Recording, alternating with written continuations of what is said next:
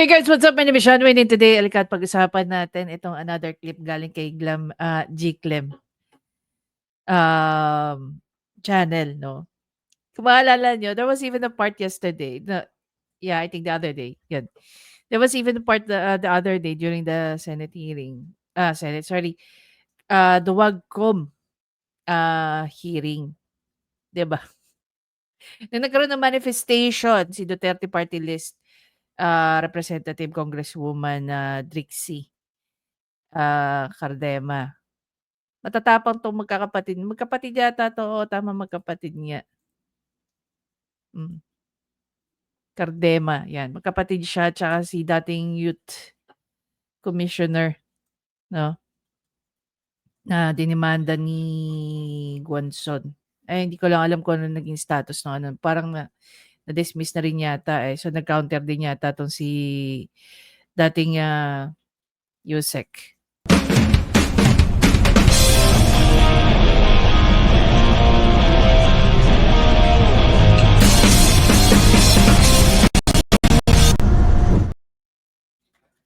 Gusto ko sanang i-play yung clip, eh, hanapin ko lang Eto guys 'no, para ma-recall lang natin kung anong sinabi dito ni, Congresswoman Trixie Cardema. Tayo ditong mga kinatawan ay ibinoto lamang ng ilang libong Pilipino. Ngunit ang kasama natin ngayon ang Pangulong Duterte, ang most voted Philippine leader ng 2016. At ang kanyang anak, Vice President Sara Duterte, ang most voted Philippine leader naman ngayong 2022. I would like to manifest na gusto ng sambayanang Pilipino ang pagdurog niya sa mga kriminal, durugista at NPA na terorista. Kaya sila ibinoto at patuloy na mahal ng mga Pilipino. Kaya gusto natin ng patas na hearing. Sana sinama natin dito ang libo-libong mga magulang na ang mga anak ay biniktima ng mga durugista, ang mga ordinaryong Pilipino na naglalakad galing trabaho.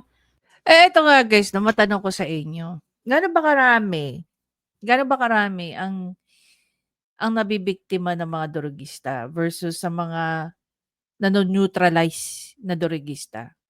Even before yan nano-neutralize, marami na pong nagiging biktima yan. Marami pong kababayan natin ang pinapatay ng mga drug addict. I remember this one report 'no, meron isang lesbian, nakipag-inuman sa mga kaibigan niya, best friend niya pa yung isa, okey? 4 sila, 3 lalaki tapos yung lesbiana.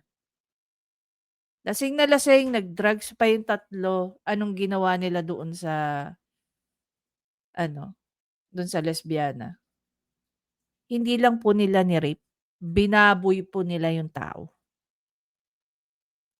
If I recall it, may pinasok pa yata sa private part niya, kung hindi bote, kahoy.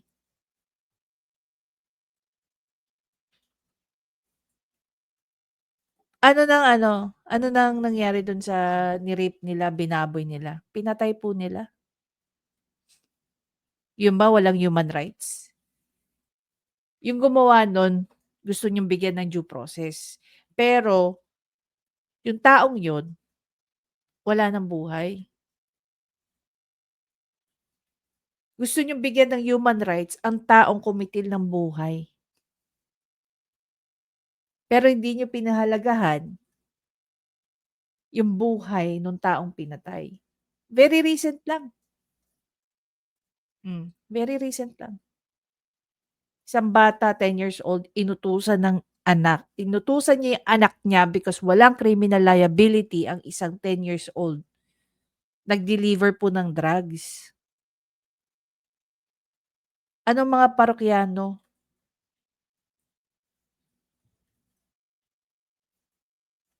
'Di ba?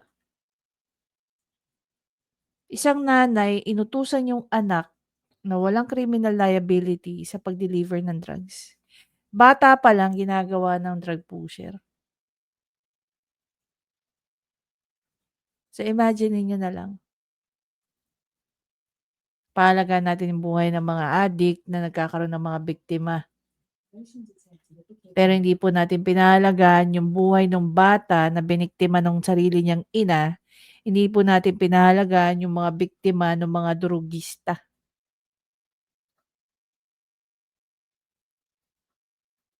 Nakikita niyo kung gaano ka-unfair.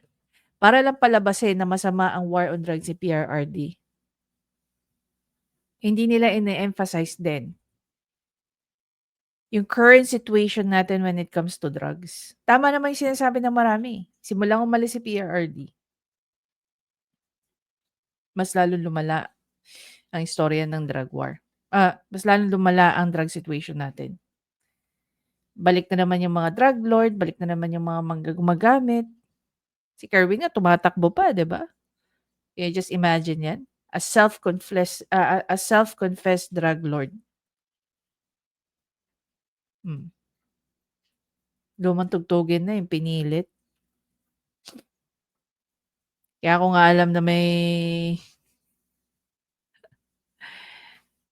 sinundo pa yan ni Sandra Cam sa Abu Dhabi. I was in Abu Dhabi nung sinundo siya ni Sandra Cam. Nakasabay ko si Sandra Cam sa bus when they were traveling, no? When they're traveling from Dubai to Abu Dhabi. Pauwi rin kami ng Abu Dhabi nung time na yun. Hmm. Paano ka pa aminin? Ito lang yun sisimplihan lang natin Hindi ko mapapaniwalaan na itong si Kerwin Espinosa pinilit lang. Bakit? Unang-una nagtaguyan sa iba't ibang lugar, including Abu Dhabi. Kung hindi ka talaga drug lord, bakit ka nasa Abu Dhabi? Buti nga umuwi ka kasi kung ikaw mahuhuli sa Abu Dhabi na ang pagiging drug lord mo, habang buhay kang nakakulong dun. 'Di ba? Balik tayo. Tapos sinaksak o pinatay ng adik lahat ng mga kababaihan, na kahit pati infant na babae ay ginahasa na ng adik. Libo-libo rin ang kanilang mga magulang at mahal sa buhay na wala dito ngayon. Awang-awa ang mga Pilipino sa mga inosenteng pamilyang na ito, kaya niluklok ng bansa ang Pangulong Duterte. Ang drug war ng Pangulo ay policy lamang. Hindi ito natupad kung hindi ito pinondohan ng Kongreso ng 6 na taon. May point? Definitely. Ibig sabihin, ang pinupoint lang dito ni Representative ni Congresswoman Cardema, bakit nyo tinuturo? Why are you pointing fingers only kay PRRD? Tama, pag tinuro mo yan kay PRRD, 3 dyan sa kamay mo, papunta sa'yo. So, ibig sabihin, sinuportahan din ng Congress. Dahil pinupondohan nga nila yung war on drugs. Diba? Hindi rin natin ine-emphasize yan. Majority pa nga dito sa mga kinatawan ay naka-Duterte fist pa nung buong 6 na taon Ang Duterte Youth Party List po ay patuloy na Tinatamaan dyan si Barbers. Nainis nung may nagpalakpakan. naninindigan sa Pangulong Rodrigo Duterte at pangalawang Pangulo, Sara Duterte, na naglingkod ng maayos, dumurog sa mga durugista, kriminal at NPA na terorista para proteksyonan ang milyon-milyong Pilipino. Bakit wala nag-iimbestiga dito o nag-iimbita sa atin sa sobrang raming Pilipino na biniktima ng mga durugista? And lastly, sa mga kongresista na kaalyado ng mga NPA. Dito tinamaan si Castro. Imagine mo, no? Balik tayo rito. Balik tayo kay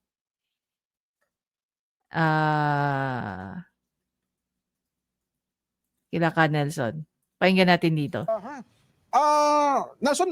Meron kasing sa naging pagdinig kagabi.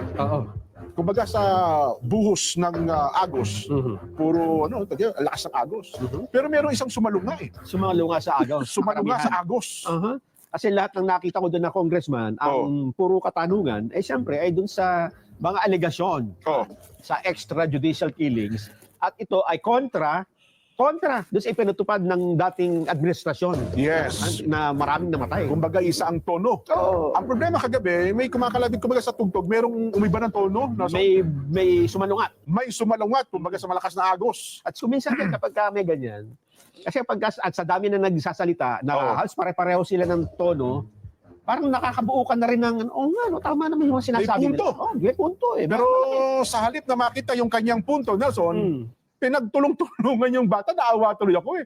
Yun nga, yung binabanggit ko dyan, kapag marami ang nagsasalita ng isang Bakit nila pinagtulong-tulungan si Congresswoman Cardema? Kasi lahat sila tinamaan. bagay, Oo. dumadating yung panahon, parang okay, oo nga, tama yung kanila eh. Ba? Oo. Pero pag kami nagpunto na hindi, ganito kasi yan, no? Isa-isahin natin. 1, 2, ito sinabi nyo, 3, 4, hindi ba nabalikan? Balikan nga natin ganito. Oo. Doon marirealize, pagka kinumpare mo yung dalawa, kasi pagka pare-pareho, wala kang comparison, hindi makakabuo ng tamang desisyon, di ba? Totoo, lahat yun eh. Pero pag kami tumayo at sabi, hindi, ganito yan. Oo. Tingnan nyo ito, 1, 2, 3, 4. Oo. O, kumpara nyo. Oo. Doon ka di ba? Sa halip, anya na, kumbaga, pampa-healthy discussion sana eh. Oo. Pero sa halip na matuwa sila at mayroong ibang idea na lumutang, para sabihin na lang siya, tama yan, ano mga una, no? Bakit nga ba hindi ko Curious ako dyan. Ano ba? Kasi hindi ko na rin napakinggan yan eh. Sabi niya, meron ka bang motion? Kasi ang pinupunto niya, lagi niya tayong galit. Meron kayo, ayaw niyo ng war on drugs. Pero, tanungin niyo nga, sa dami ninyo na umaayaw ngayon, gaano kaya ang kadami, ang tao ng war on drugs ay sumuporta at pumayag naman? Ilan kaya ang tao na nagkaroon ng kapayapaan ng isip na yung lugar nila dati nakakatakot, hindi sila makadaan sapagkat may mga tambay na kung sino-sino. Di ba? Just a manifestation. This is a manifestation. Yes, Okay. Chair. Please proceed. Tayo ditong mga kinatawan ay ibinoto lamang ng ilang libong Pilipino. Ngunit ang kasama natin ngayon ang Pangulong Duterte, ang most voted Philippine leader ng 2016. At ang kanyang anak, Vice President Sara Duterte, ang most voted Philippine leader naman ngayong 2022. I would like to manifest na gusto ng sambayanang Pilipino ang pagdurog niya sa mga kriminal, durugista at NPA na terorista. Kaya sila ibinoto at patuloy na mahal ng mga Pilipino. Kaya gusto natin ng patas na hearing. Sana sinama natin dito ang libo-libong mga magulang na ang mga anak ay biniktima ng mga durugista. Okay, let's say na lang guys, ganito nangyari.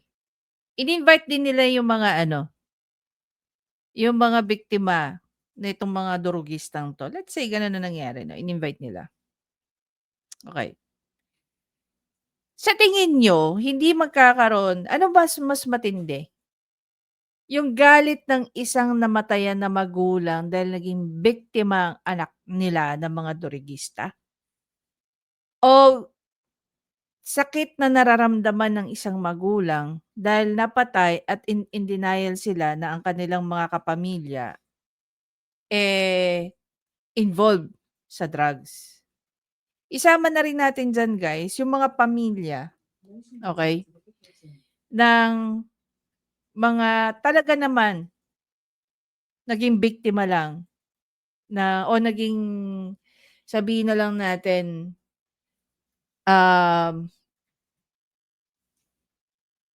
kumbaga naging collateral damage. Medyo exclude natin sila dahil ibang feeling talaga yun eh. 'Di ba? Sa tingin nyo, gaano, kaya nga sabi ko, dapat itong mga na sabi ng, ano yung term na yun? Yung biktima daw sila ng EJK. Bakit hindi natin imbestigahan mismo yung pamilya itself? Kasi minsan guys, ang negosyo ng drugs is family business eh. Isa lang tumatakbo pero suportado ng buong pamilya yan. Bakit? Pag pare-pareho kayong nakikinabang sa ginagawa ng isa, definitely, susuportahan mo yan. Hindi ba? Oh. Sige nga. Ang mga ordinaryong Pilipino na naglalakad galing trabaho, tapos sinaksak o pinatay ng adik, lahat ng mga kababaihan, na kahit pati infant na babae ay ginahasa na ng adik. Libo-libo rin ang kanilang mga magulang at mahal sa buhay na wala dito ngayon. Awang-awa ang mga Pilipino sa mga inuseteng pamilyang na ito, kaya niluklok ng bansa ang Pangulong Duterte. Ang drug war ng Pangulo ay policy lamang. Hindi ito natupad kung hindi ito pinundahan ng Kongreso ng 6 na taon. Majority pa nga dito sa mga kinatawan ay naka-Duterte fist pa nung buong 6 na taon eh. Ang Duterte Youth Party List po ay patuloy na naninindigan sa Pangulong Rodrigo Duterte at pangalawang Pangulo, Sara Duterte, na naglingkod ng maayos, dumurog sa mga durugista, kriminal at NPA na terorista para proteksyonan ang milyon-milyong Pilipino. Bakit wala nag-iimbestiga dito o nag-iimbita sa atin sa sobrang raming Pilipino na biniktima ng mga durugista? And lastly, sa mga kongresista na kaalyado ng mga NPA, mahiya naman tayo sa topic ng pagpatay dahil kayo mismo, hindi kayo nagsasalita sa pagpatay ng NPA sa mga pulis, sundalo at mamayang Pilipino. Pati rin po sa mga natitirang resource persons na gustong mag-abogada papuntang ICC, si Attorney Maria Cristina Conti, na kandidato ngayon ng Bayan Muna Party List. Kasama po ang inyong katabi na si Nery Colmenares ng Bayan Muna. Sa NPA, nire-recruit ang mga kabataan para pabagsakin ang gobyerno at pumatay ng mga pulis, sundalo at tropa ng gobyerno. Hindi nyo naman kinokondena ang pagpatay nila. Ang kinokondena nyo ngayon ay ang dalawang naging most trusted leaders ng bansa na todo effort protektahan ang milyong-milyong mga Pilipino. In support sa advocacy sa Pangulong Duterte, ang Duterte Youth Party List ngayon, Kongreso ito, ang kaisa-isang nagpapanukala ng pagbalik ng death penalty para sa mga rapist, kidnappers, durugista at terorista. In behalf of the Duterte Youth Party List, kami ay nagpapasalamat sa todong suporta ng Pangulong Duterte at VP Sara Duterte sa mga tropa ng gobyerno at sa pagdurog nyo sa mga kriminal, durugista at NPA na terorista. Yun lang po. Maraming salamat po, Mr. Chair. At Thank you, magandang gabi po. Congresswoman. Salamat, Ma'am. Mr. Chair. Bawal po pumalakpak dito. Kung gusto niyo pumalakpak, doon kayo sa labas. Maaari ba? Na bad trip sa inyo si Barbers, lalo ngayon na involved sila sa bypass operation. 'Di ba? Oh, may isang news. Involved ang mga barbers sa Surigao. Bentahan ng droga. Mr. Chair. Wala akong bastusan dito, ha? Ayun. May punto nga. Diba? May punto. Ako isa lang ang reaction ko doon, Nelson. Oo. Bato-bato sa langit. Tamaan. Ang Bukol. Huwag kang mag- Tamang Ang problema kasi itong si Congresswoman Cardem, hindi bato, binato eh. Bloke eh, di ba? Bloke ng bato. Nag-landslide sa kanila yung mga sinabi ni Congresswoman. tama. Oho. Totoo eh. Kasi Oo. hindi mo ma-realize kung sila lang ang pinakinggan mo, dapat makinig ka rin sa ibang Ayun na nga. angulo perspective eh. Different perspective tong binanggit niya eh. Kasi yung At ako dyan yung sa tinig niya, Oho. hindi siya kinakabahan. Ganun Ganun ba? lang talaga yung tinig kasi bata pa. Bata okay. ba? Ako naman, hinuha ko lang. Parang akala ko tuloy. Oo. So, ganun. ha? Oo, kasi dire-diretso nang nabanggit eh. At hindi siya Drixie pala, hindi pala Trixie. hindi Drixie. siya nagbabakil eh. Hindi nabubulol eh, di ba? Oo. Ibig sabihin, may kasama rin, nasa damdamin din niya yung binabanggit niya. Oho. Totoo yan eh. Yung sinabi niya na, Nung matapos siya magsalita, Nelson biglang naging historical. hysterical. Hindi, historical. Historical. Naalaala kasi yung kasaysayan nung siya'y bata pa oo nga. ni Congressman Romeo Jacob Ay, nung ganun ba? nagsimula siya sa kanyang pagiging career sa PC, etc. Oo. etc. Ano sabi ni... Well, sabi niya, hindi lang kayo ang nagmamahal sa bayan. Oo. Kami man ay napatunayan din namin na Oo. iba-iba lamang tayo ng opinion. Sige, Congressman Acop, you're recognized. Thank you, Mr. Chair. I beg to disagree with my colleague. Kasi bata pa siya. Ako, I have given up my life for this country. Talaga ba? The former president is only 2 years older than I am. That I Mhm. have been fighting for this country. Pero ang pagkakaiba ninyo ni PRRD, Representative Acop, siya may integridad pa. Ikaw at your age, wala na. 'Di ba? si Congressman Ace Barbers naman ay sinabing sumamaloob, hindi kasi kayo pumupunta dito sa pagdinig, ngayon lang kayo pumunta. Oo. Ay mukhang hindi kayo nakakasubaybay sa ating pagdinig naman na ginagawa. Ako naman, ang punto lang naman ni Drixie ata, di ba? Simple naman yung punto niya. Tignan nyo rin yung ibang angulo. Di ba? Perspective. Diba? Oo, Pero ang na-realize ko doon, at dapat na-realize din ng mga tao, at ang mga mismo congressman, ay yung sinabi niya na ang drug war ng Pangulo ay policy lamang. Policy. Yes. Hindi ito natupad kung hindi ito pinondohan ng Kongreso ng 6 na taon. Hindi ba totoo? Hindi ba totoo? Na kung nakakasama yung war on drug for the last 6 years during the time ni, or rather, during the time ni PRRD, bakit nila pinopondohan? Tignan niyo yung ginagawa nila ngayon. Di ba? They have the power of the purse. Ang House of Representative. Oh. Babalik-balik lang tayo niyan, guys. Mismo ang House of Representative. Ngayon na kinokondena ang war on drugs when in fact they have supported that for 6 years with PRRD.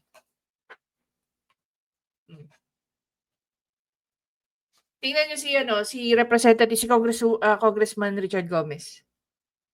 Marcos yun. True and true. Pero one of the biggest legacy ayon sa kanya ang war on drugs. In an interview, sabi ni Goma, before siya naging mayor, ang lugar niya is capital ng drug dealer, ng drug push, mga drug pusher. Pero dahil sa war on drugs ni PRRD, ang lugar niya ngayon naging one of the safest na. Sabi din niya ng isang councilor dyan sa distrito ng ng Quezon City. Pinagpapasalamat niya ang war on drugs ni PRRD dahil naging maayos ang lugar niya. Marami lang ayaw umamin na maraming Pilipino, maraming LGUs, maraming barangay ang nakinabang sa war on drugs ni PRRD. Ito yung sinasabi natin Pinag-uusapan natin yung ilang libo na tinatawag na EJK.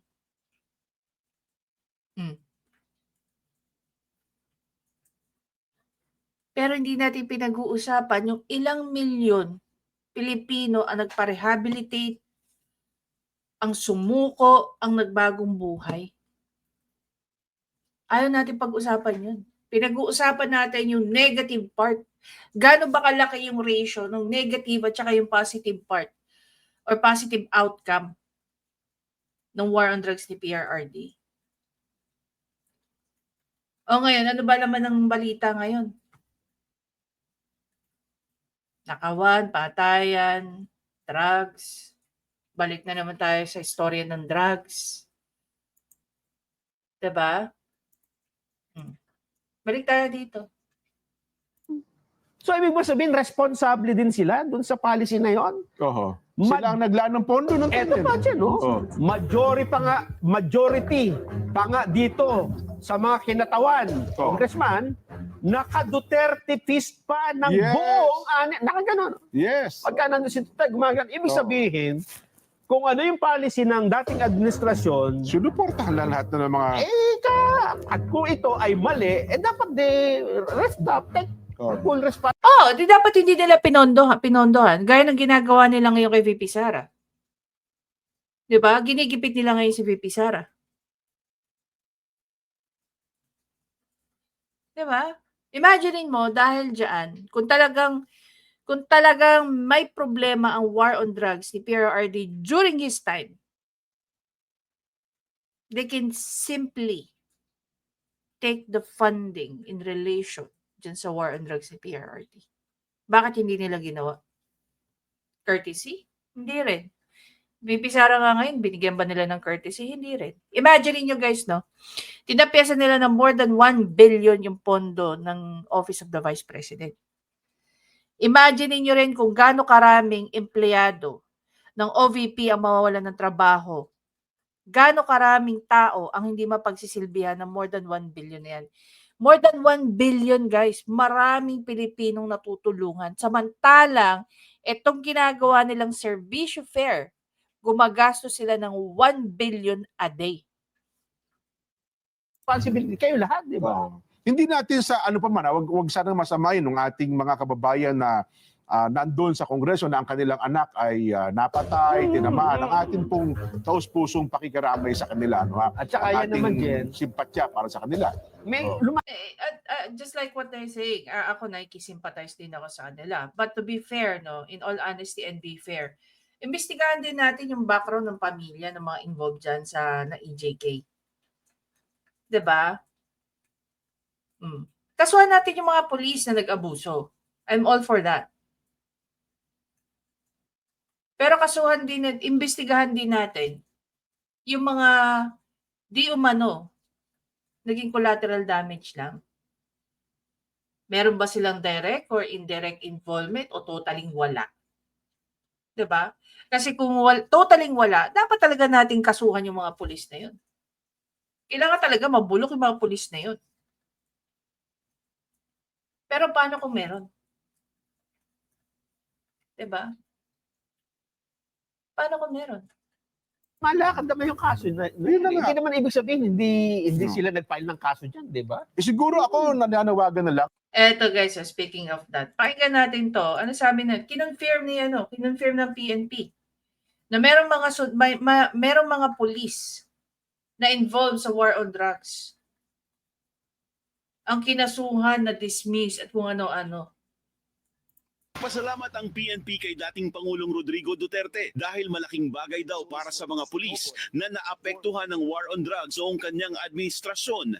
Ang Malinaw Etong mga pulis na to na na-dismiss, kinasuhan, nakakulong is in relation sa war on drugs. 1 milyong pisong ipinangako nito bilang paunang tulong sa kanila. Nirerespeto naman daw ng PNP ang naging pahayag ni Duterte sa Quadcom kahapon na hindi dapat paniwalaan ang mga naging pahayag ni PNP Chief Romel Marbil na tila iniwan ng dating Pangulo sa ere ang mga pulis na apektado ng war on drugs. This is a welcome development dahil kung matatanda So, paano nyo masasabi na hindi umuusad ang hustisya sa atin dito sa Pilipinas patungkol sa war on drugs? Kung meron mga ganitong pulis, kung ano yung word doon? Kung bakit nangyari sa kanila to? Na-dismiss, may kaso, yung ibang nakakulong.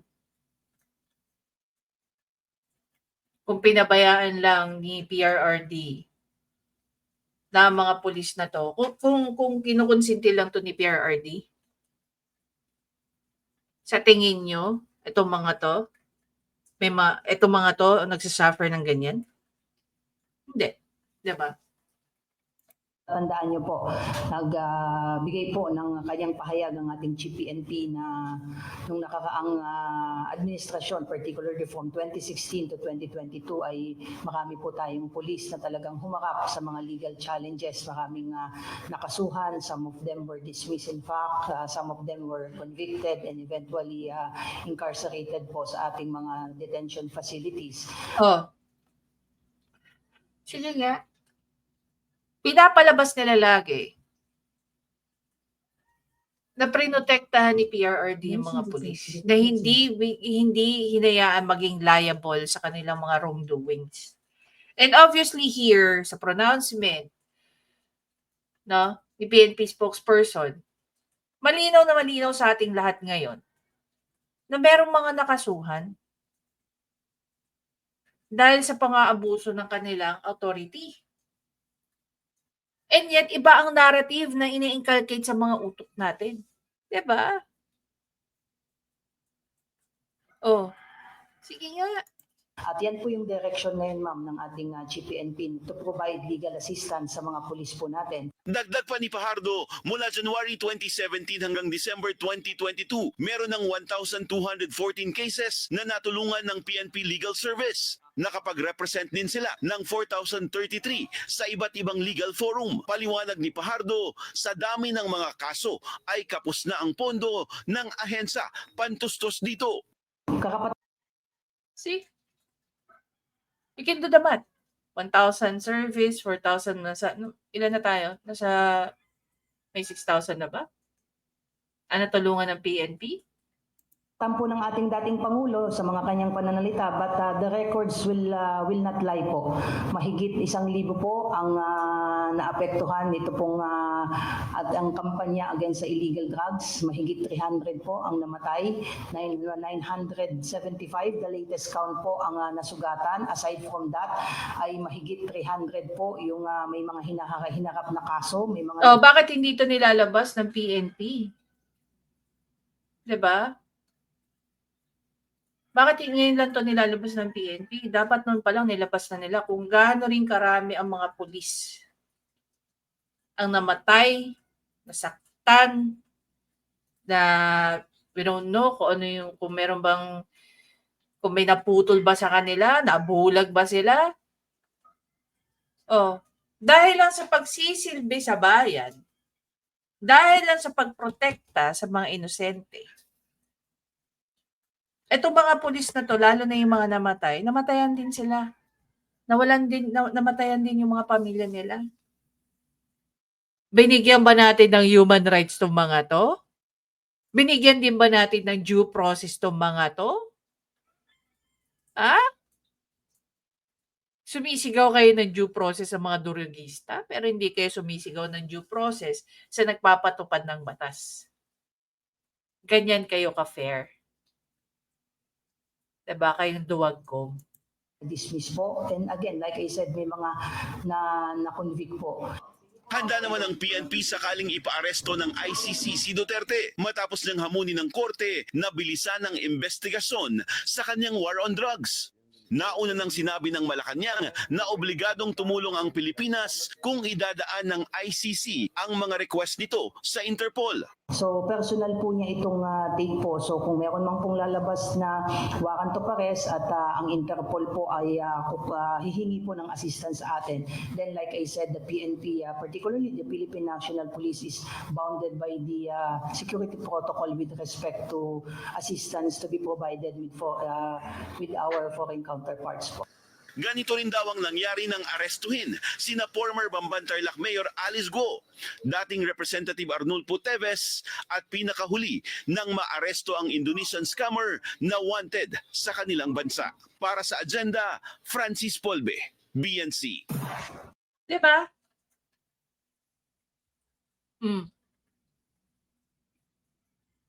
Wala talagang ginagawa ang gobyerno under PRRD.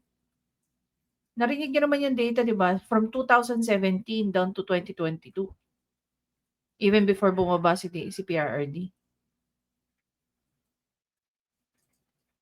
Meron ba siyang prinotekta ng mga skalawag na pulis? Wala.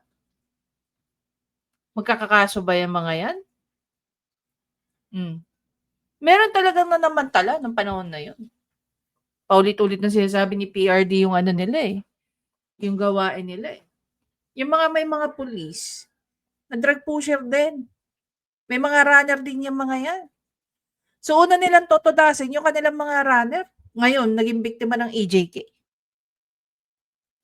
Kasi pag kumanta yung mga runner nila, syempre imbestigahan sila. So pag inimbestigahan sila, patay din yung mga pamilya nila. Dahil definitely, they will make sure na poprotektahan nila yung pinaka-source of drugs nila. Pinaka-source nila ng drugs nila, di ba? In-explain na yun ni PRD maraming beses. Ng SWS, Palos Asia, ano pa ba yung mga yung Tangere, ano pa ba ang nagsasabi? Yung Okta. Itanong lang siguro nila sa taong bayan sa survey, gusto niyo bang ibalik ang drug war Duterte style? Di ba? Sa panahon ngayon, tingnan natin kung ano ang sagot ng taong bayan siguro, no? Di ba?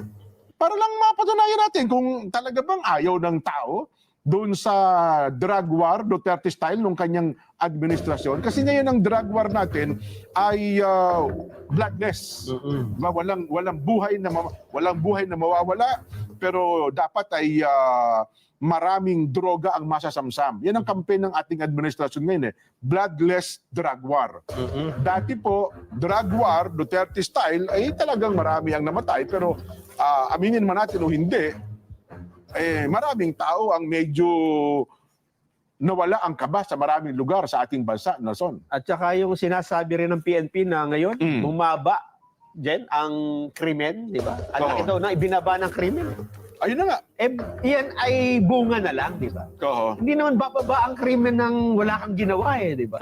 Diba, sa simula ng taon, nagpalit ng presidente, 2022. Di ba? 2022. Wala ka pang ginagawa, bumaba ang krimen. Hindi dahil yan doon sa mga naunang ginawa ng PNP. Yung paghuli doon sa mga salbahe, di ba? Oo. Kaya yan, bunga pa lang ng ginawa noon at tuloy-tuloy na bumababa ang crime rate. Ayun. Pero marami nagsasabi ngayon, Nelson, mukhang marami ng mga karsada, mga lugar, mga iskinita na dati safe daanan, pero ngayon parang kinakabahan na ulit ang ating mga kababayan. Hindi ko alam kung totoo po yan. Sa lugar namin safe naman. Ano ha? Yan, lalo na sa amin. Ayun na nga. Oo, pero Well, sa Davao, forever safe yan. No question. Dito sa Metro Manila, Diyos ko Lord. alam mo Jen, balikan lang natin yung tayo mga reporter pa. Nung ikaw mga 3 years ago. Oo. 3 years ago. Kami po ni Jen, ay syempre pag reporter ka, magsisimula ka pang gabi di ba? Oo naman. At ang report namin, para maging isang batikang reporter ka, midnight graveyard shift. Hindi hindi lilipas ang magdamag yung gigising ka na madaling araw na walang ang pinakamababa 3 patay araw-araw. Oo, hindi si Duterte presidente noon. Yes. Walang war on drugs noon, pero yan yung WPD pantawag sa MPD, WPD homicide. Laging may patay diyan sa Tondo. Laging may patay dito sa Quezon City. Iba't ibang klase ng patay. Araw-araw ho yan. Di ba? Bakit ganun? Kasi, laga na po yung krimen. Totoo. Oo, dahil ang dami hong addict, ang daming droga. Hindi na natin ito yung part na sinabi ni punta tayo dito. O yan, punto Pero sa halip. Yung umalma si Franz Castro. Na makita yung kanyang punto, Nelson, pinagtulong-tulungan yung bata, naawa tuloy ako Palabas na sana ako, pauwi na talaga sana ako, kaya lang narinig ko yung manifestation ng ating kagalang-galang na colleague, Representative Cardema. At yung mga tinutukoy niya siguro ay kami yun, no? At talagang nakikita. Tinutukoy daw ni Cardema, sila daw yon. Kayo ba to? Pakinggan natin. Mahaya naman tayo no, sa topic ng pagpatay dahil kayo mismo, hindi kayo nagsasalita sa pagpatay ng NPA sa mga pulis, sundalo at mamayang Pilipino. Pati rin po sa mga natitirang resource persons na gusto mag-abogada papuntang ICC, si Attorney Maria Cristina Conti, na kandidato ngayon ng Bayan Muna Party List. Kasama po ang inyong katabi na si Nery Colmenares ng Bayan Muna. Sa NPA, nire-recruit ang mga kabataan para pabagsakin ang gobyerno at pumatay ng mga pulis, sundalo at tropa ng gobyerno. Hindi nyo naman kinokondena ang pagpatay nila. Ang kinokondena nyo ngayon ay ang 2 naging most trusted leaders ng bansa na todo effort protektahan ang milyong-milyong mga Pilipino. In support sa advocacy sa Pangulong Duterte, ang Duterte Youth Party List ngayon, Kongreso ito, ang kaisa-isang nagpapanukala ng pagbalik ng death penalty para sa mga rapist, kidnappers, durugista at terorista. In behalf of the Duterte Youth Party List, kami ay nagpapasalamat sa todong suporta ng Pangulong Duterte at VP Sara Duterte sa mga tropa ng gobyerno at sa pagdurog nyo sa mga kriminal, durugista at NPA na terorista. Yun lang po. Maraming salamat po, Mr. Chair at Thank you, Magandang gabi po. Congresswoman Salamat, Cardema. Mr. Chair. Bawal po pumalakpak dito. Kung gusto niyo pumalakpak, doon kayo sa labas. So, nung affected si ano, ito yung nakakatawan. Ito, ano, medyo in relation dyan sa, ano, ni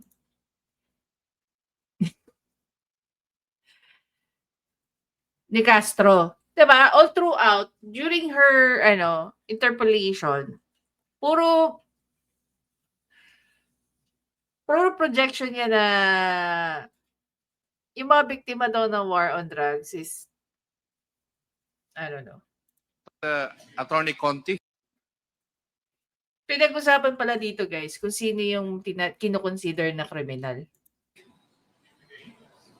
When would you consider a person a criminal? Your Honor, under the rules, a criminal would have to be convicted of a crime. Even if you have been convicted sa, for example, regional trial court, nag-appeal siya hanggang sa Korte Suprema, he's already considered a criminal under the eyes of the law? Yes, Your Honor, because there is a conviction. Of course, you can contest that. Pwede niyo pong sabihin na, under appeal pa rin naman. But the conviction stands. It could be just that hindi siya nagsiserve ng sentence. So, maliban sa tinamaan, etong si Castro, sa sinabi ni Congresswoman Rixie Cardema, kinonfirm din mismo ng kaalyado nila, no? Na si Attorney Conti, na ang isang kriminal, na ang isang tao, masasabing kriminal, kung may conviction, hindi ba convicted to? Oh. Sabi dito, in July 15, 2024, a court in Davao del Norte has found Representative Castro guilty of endangering minors in 2018, sentencing her to up to 6 years of imprisonment. Isang post galing kay The Free Thinker. Maliban sa kinakanlong nyo ang mga terorista, isa ka rin convicted criminal, Franz Castro. Diba? Sige nga, saan ka pupulutin yan?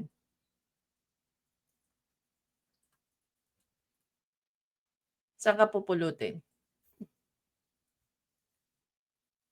Anyhow. So obviously dito, maraming sinabi sa simpleng manifestation ni Congresswoman Cardema. Marami siyang tinamaan dito. Huwad na public servant, literal na supporter ng terorista at isang convicted criminal. Diba? Meron ba siyang sinabi doon na hindi totoo, hindi nangyari? Lahat naman, diba? Yun. Una, na sinabi niya, yung policy na yun, sinuportahan ng ilang taon ng Congress. Pinondohan, sinuportahan ng Congress. Pangalawa, hindi natin tinitingnan din yung anggulo ng biktima ng mga durugista, terorista, magnanakaw at ng kung ano-ano pa. Tinitingnan natin yung napatay. Pero hindi natin nakita yung reform na nangyari. Maliban sa pinaikot-ikot tayo ng mga kongresista natin na, oh my God, if we're going to compare congressman and congresswomen dito sa Pilipinas, mahihiya kang iharap itong mga to sa ibang bansa who's doing the same function. Sa totoo lang, we've wasted 11 hours of our time during their hearing. Only to realize and prove ourselves na itong mga taong to, talaga naman isa't kalahating wala kang makukuha. Diba? I'm really getting sick. I'm getting sick and tired of calling them tanga at bobo. Diba? Let us not state the obvious. We already know that for a fact. Anyway guys, again, maraming salamat sa panonood. Please don't forget to subscribe, like, at i-comment nyo na rin yung thoughts nyo tungkol dito. I'll see you in the next video.